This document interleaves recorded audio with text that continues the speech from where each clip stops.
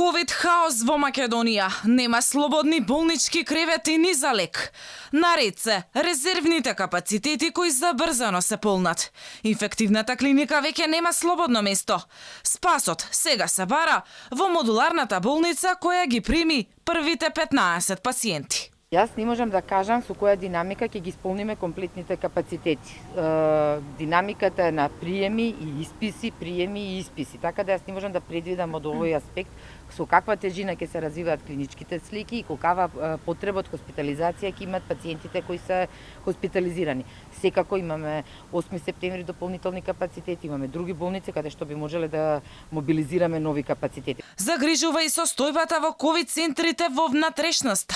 Во Велес драматично. За 24 часа починаа 4 ковид позитивни лица. Капацитетот во Велишката болница е исполнет. Сега се размислува физикалното оделение да се пренамени за пациенти со COVID-19. И на инфективното оделение од Кумановската болница не е поразлично. Таму веќе со недели нема слободен кревет. Сега се прават напори за трансформирање на одделот на психијатрија за потребите на ковид заболените. Во меѓувреме Кумановскиот хирург доктор Драган Тасевски ја изгуби битката со коронавирусот. Особено загрижува и состојбата во источниот регион. Расте бројот на граѓани кои со симптоми или потврден коронавирус во болница завршуваат со тешка клиничка слика.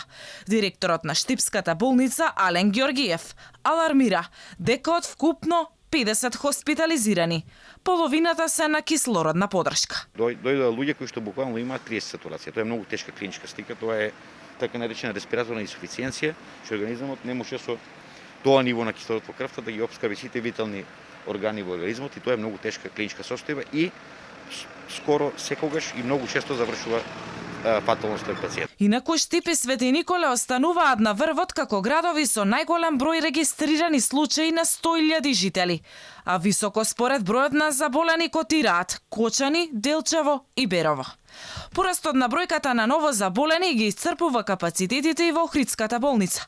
Слободни има уште 3 кревети. Од болницата прават планови да биде ставено во функција и хирушкото одделение. За еден ден пополнети се нови 9 кревети на инфективното одделение во Битолската болница. И покрај тоа што сите експерти предвидуваа комплицирање на здравствената криза во есенските месеци, здравствените власти се одлучија есенскиот бран да го дочекаат со постоечките капацитети.